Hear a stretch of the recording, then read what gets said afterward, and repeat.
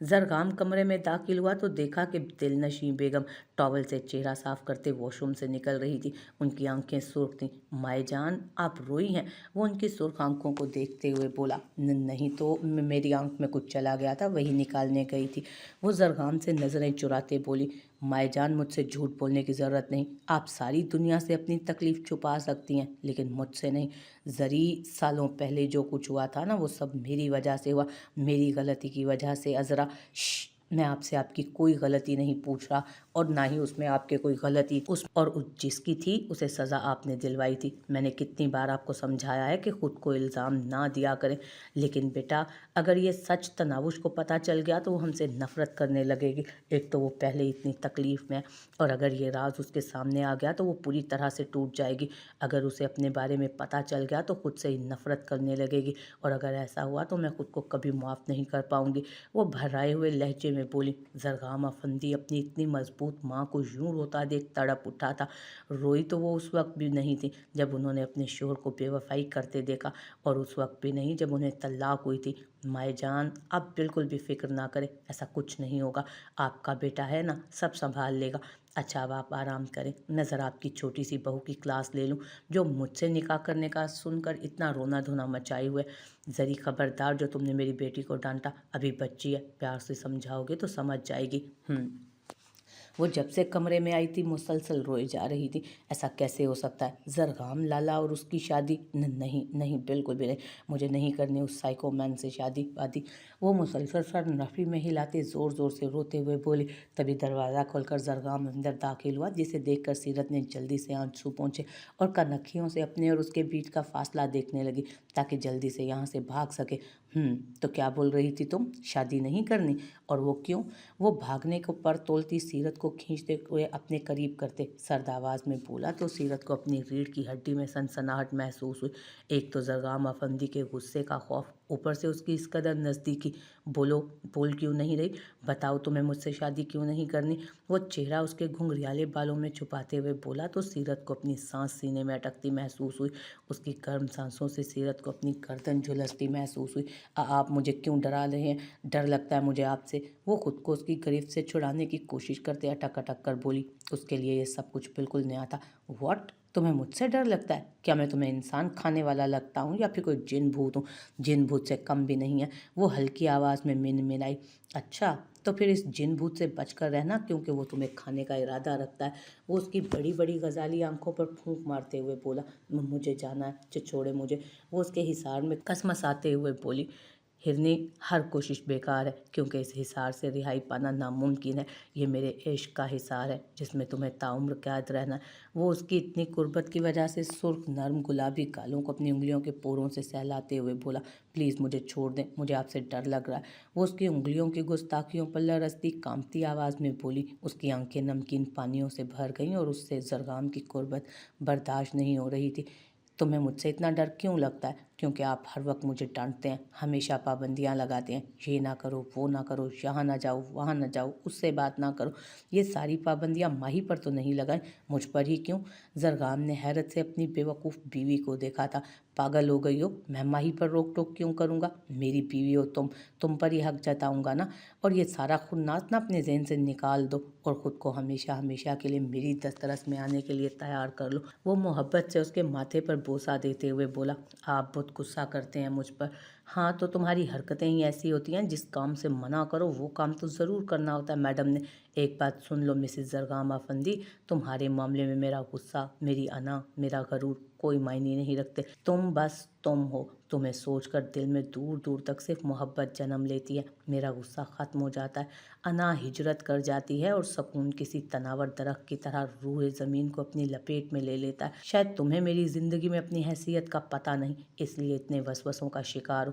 खैर कोई नहीं, जब तुम मेरी दस्तरस में आ जाओगी तो अपने तरीके से तुम्हें अपनी मोहब्बत का यकीन दिलाऊंगा। अभी तुम सिर्फ ज़हन, दिल, दिमाग को हमेशा के लिए मेरे कमरे में आने के लिए तैयार करो।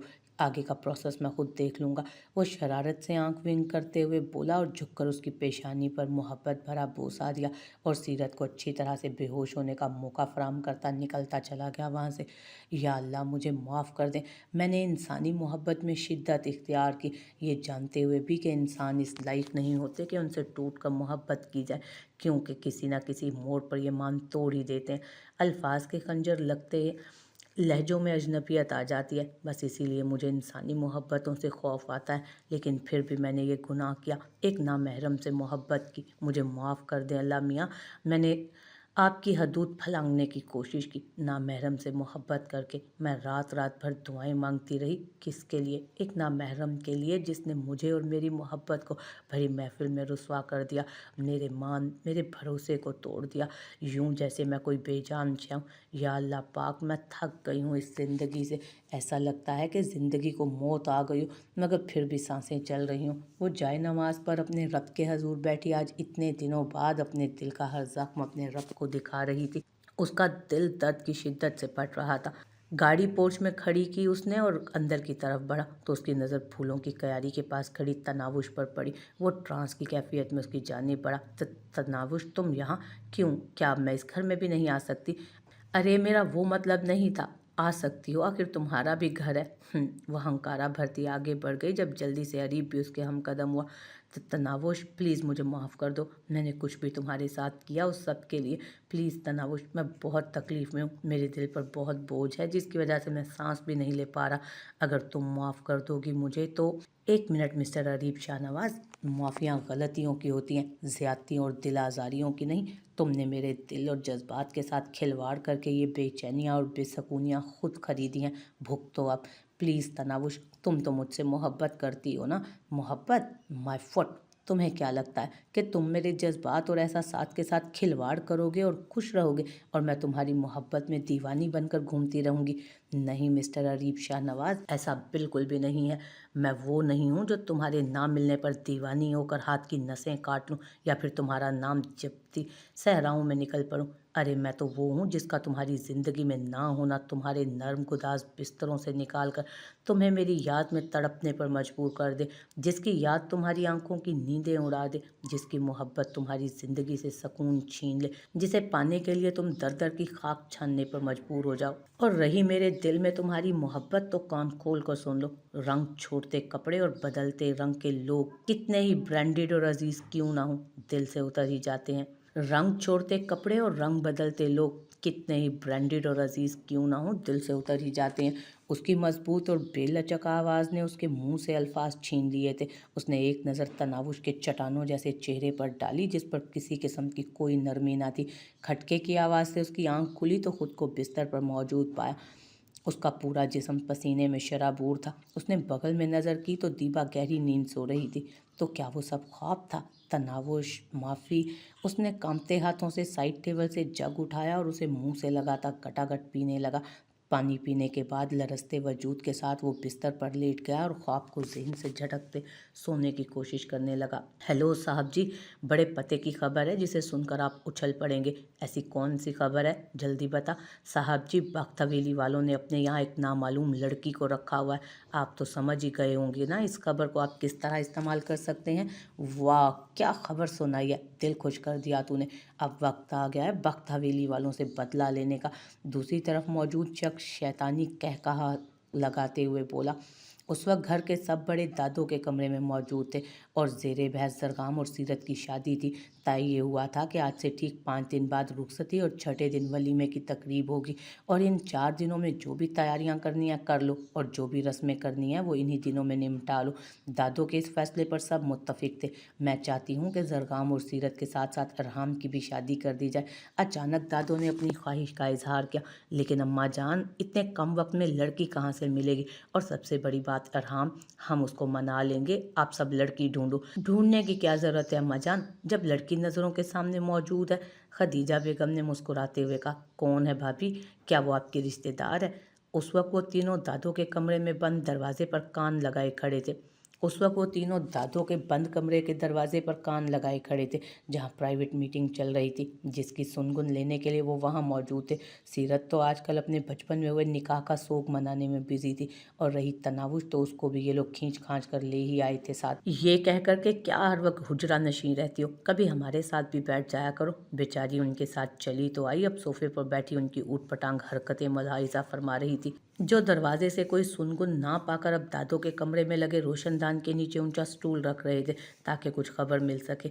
देखो, मैं स्टूल पर चढ़ रही हूँ, तुम लोग मजबूती से इसको थामे रखना, ठीक है? माही चढ़ते हुए बोली। वो पिछले 5 मिनट से रोशनदान के पास कान किए सुनने की कोशिश कर रही थी, लेकिन पल्ले कुछ नहीं पड़ रहा था। ओए माही, क्या कर रही है तू?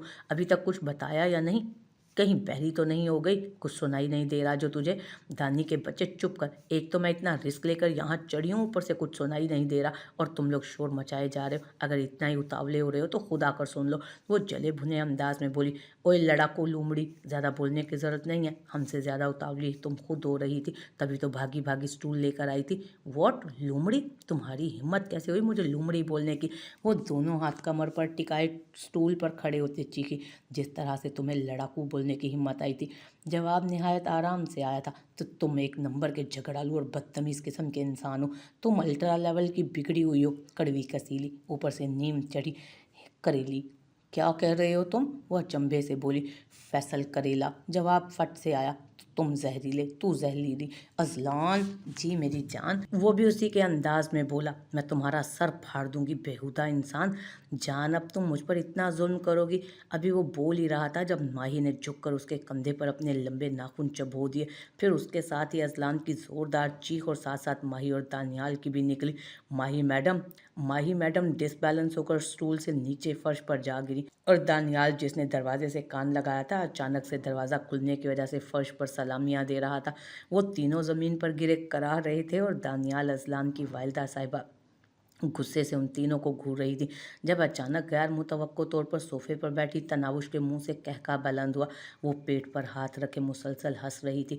हंसने से उसका चेहरा सुर्ख हो गया था। वो तीनों अपनी तकलीफ भूले दिलचस्पी से उसे हंसता हुआ देख रहे थे। जिस दिन से वो आई थी उन्होंने कभी उसे मुस्कुराते तक नहीं देखा था। उसकी खिलखिलाती हुई हंसी कमरे से निकलते सैयद अरहाम बख्श के कदमों को जंजीर लगा गई। वो जब जब उस लड़की की तरफ देखता था, उसे अपना दिल कतरा कतरा पिघलता महसूस होता। सैयद अरहाम बख्श, जिसके ख्वाबो ख्याल में भी किसी लड़की का गुजरना था, वो उस मासूम लड़की की तरफ खिंचा चला जाता था।